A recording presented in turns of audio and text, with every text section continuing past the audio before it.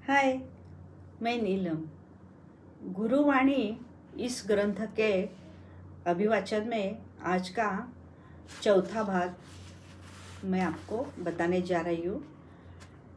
वंदन करके गुरुदेव को, भगवान को वंदन करके मैं मेरा आज का चैप्टर चालू करती हूँ।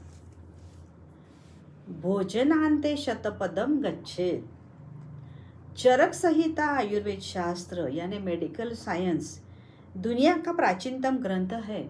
वह आयुर्वेद का प्रमुख स्रोत है जिस पर मेडिकल साइंस शोध में लग रहे हैं। सारी दुनिया की आंख खोल देने वाला ग्रंथ। आपके आरोग्य की चाबी उसमें बतलाई है। उसमें कहा गया है, यदि भोजन के बाद श्रम नहीं किया गया तो वह भोजन बीमारियों का घर बन जाता है। रात्रि के समय किया हुआ भोजन आपके अंदर विकृति पैदा करता है।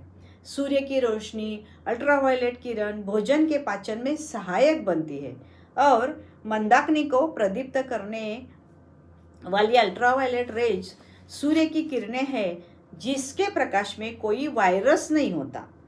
उसकी किरणों में यह ताकत है कि ऐसे जीवाणुओं को पनपने ही नहीं देती।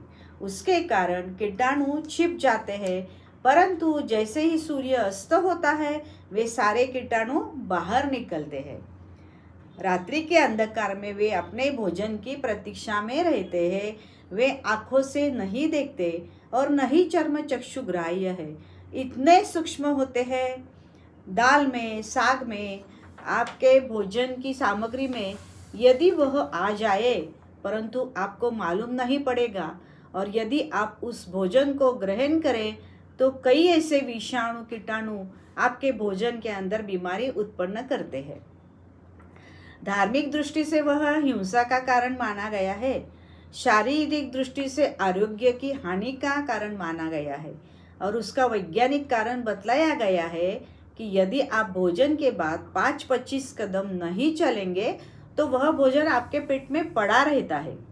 यह कार्य उस बॉयलर को करना पड़ता है जिसमें से एसिड उत्पन्न होकर भोजन को पचाता है, परंतु तब तो वह एसिड उत्पन्न करता है।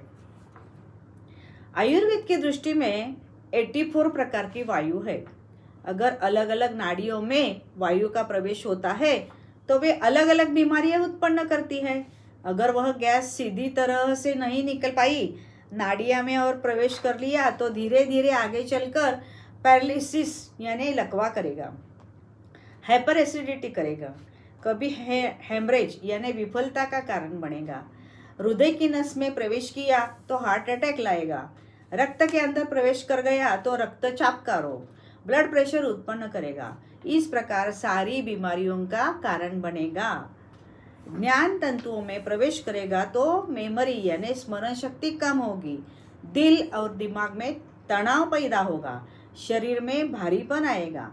आप जो रात 9-10 बजे आहार करके सो गए, यह सारी बीमारी वहीं से पैदा हुई। आयुर्वेद में कहा गया है, भोजन आधा पेट कर दुगना पानी पियो। भोजन आधा पेट कर दुगना पानी पियो, तिगुना श्रम, चौगुनी हंसी, वर्ष सवा 100 जीव। ऐसी ये भोजन के बारे में बताया। अब उसके लिए एक छोटा सा जो चुटकुला बताया हुआ है, बहुत सुंदर है, वो मैं आपको भी बताती हूँ कि समुद्र के किनारे आप यदि घूमें तो ठंडी हवा जरूर मिलेगी और आपको आनंद आएगा, पर समुद्र की गहराई में डुबकी लगाए तो मोती मिलता है। अभी तो आप प्रवचन को किनारे किनारे घाट पर घूम रहे हैं, आपको ठंडक मिल रही है, आनंद हो रहा है, बड़ी प्रसन्नता हो रही है, मानसिक शांति मिल रही है, पर जब प्रवचन की गहराई में डुबकी लगाएंगे तब मोती मिलेगा, रत्नत्रय मिलेगा, सम्यक दर्शन, ज्ञान, चारित्र और उसका परिचय मिलेगा। इसका कितना मूल्यवान परिचय आपको मिलेगा और उसके बाद यह बाहर का आनंद चला जाएगा। फिर अंदर से अपने घर का आनंद आप लेंगे।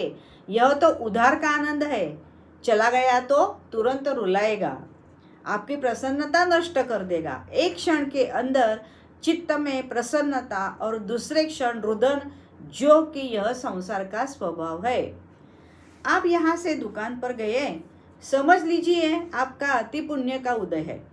ग्राहक आए, हजारों लाखों का सौदा चल रहा है और अचानक अगर आपकी पत्नी का फोन आ जाए, आपका एक लड़का अचानक गिर गया, एक्सीडेंट हो गया, तो सहसा आप जिस आनंद में डूबे हुए पैसे गिनने में लगे थे वह अपार दुख में परिणत हो जाता है और आप सारी मुद्रा राशि नौकर के भरोसे छोड़कर चले जाते हैं। आप दौड़ करके गए और अपने बच्चे को कदाचित प्रयत्नपूर्वक बचा लिया। फिर आनंद आया, यानी फ्लड, बाढ़ की तरह, आह मेरा लड़का बच गया, एकदम सेफ साइड। परमात्मन तेरी बड़ी कृपा, एक बार रुलाया फिर हंसाया, और फिर अचानक कोई ऐसा कॉम्प्लिकेटेड केस आ गया और पत्नी बीमार पड़ गई तो हॉस्पिटल ले गए, डिलीवरी केस है, और उस समय यदि डॉक्टर ने कहा कि सेठ साहब 2 में से 1 जीव बचेगा, बताओ किसको बचाना है?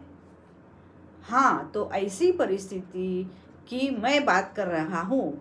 संसार को मैं अच्छी तरह जानता हूँ, घर घर जाता हूँ, एक एक व्यक्ति से परिचय करता हूँ। आपसे अधिक तो संसार को मैं जानता हूँ। मुझे घर घर का परिचय है। मैं कितने घर घूम आया, इतने तो आप कहीं गए भी नहीं हैं। प्रायः 60,000 किलोमीटर चल चुका हूँ। कितने ही घरों तक चला गया, कितने ही व्यक्तियों के संपर्क में आया, उससे अनुभव मिला, और मैं स्वयं को धन्यवाद देता हूँ कि बड़ा अच्छा हुआ, बड़ी समझदारी से निकल गया, नहीं तो दुखी हो जाता। पर आज धन्यवाद आपको देता हूँ कि यह संसार, यह संघर्ष, घर के अंदर की यह परिस्थिति, रावण जैसे अवतारी सुपुत्र, यम जैसे जमाई मिले, दुर्गा देवी जैसी बहू मिले, और रोज सुबह शाम सेठ साहब करना पड़े, मंत्रियों के पाँव चाटने पड़े, ऑफिसरों की गुलामी करनी पड़े, रोज गुप्तदान देकर रहना पड़े, ऐसे भयंकर समाज में महावीर ने 12.5 वर्ष तक बड़े कठिन उपसर्ग सहन किया, और आप जिंदगी भर रोज यह उपसर्ग सहन कर रहे हैं, तो आप धन्य है जो ऐसे संसार में रहते हैं। हमसे यह सहन नहीं होता, हमने तो बर्दाश्त नहीं किया, हमने संसार छोड़ दिया। आपको धन्यवाद देता हूँ कि आप बड़ी बहादुरी से अभी तक संसार में डटे हैं। सर्वमंगल मांगल्यम सर्व कल्याण कारणम प्रधानम सर्वधर्माणम जैनम जयति शासनम। हिंदू सच्चा हिंदू बने और गीता के आदर्शों को अपने जीवन में चरितार्थ करे। मुसलमान पाक मुसलमान बन जाए और कुरान के आयतों को जीवन में उतारे। जैन सच्चा जैन बन जाए और आगमोक्त जीवन जिए। ईसाई वास्तविक ईसाई बने और बाइबल की बतलाए पथ पर चले। इस प्रकार सभी अपने अपने धर्म ग्रंथों के अनुसार जीवन जिए तो देश की अधिकांश समस्याएं पल भर में हल हो सकती है। फिर यह देश राम राज्य ही नहीं स्वर्ग बन सकता है।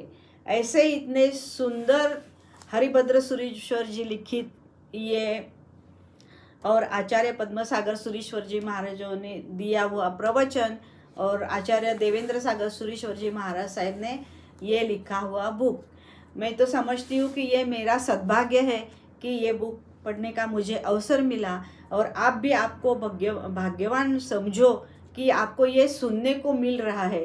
नहीं तो इतना तो बड़ा बुक कोई पढ़ने का प्रयास करेगा भी नहीं, ऐसे मुझे लगता है आज के दिन में। और आपको तो मैं ये सुना रही हूँ, आपको समझा रही हूँ। मेरे से जो कोई भी चूक भूल हो गई हो तो ये मेरी भूल है। आगे का मैं अभी वीडियो आगे आएगा। धन्यवाद।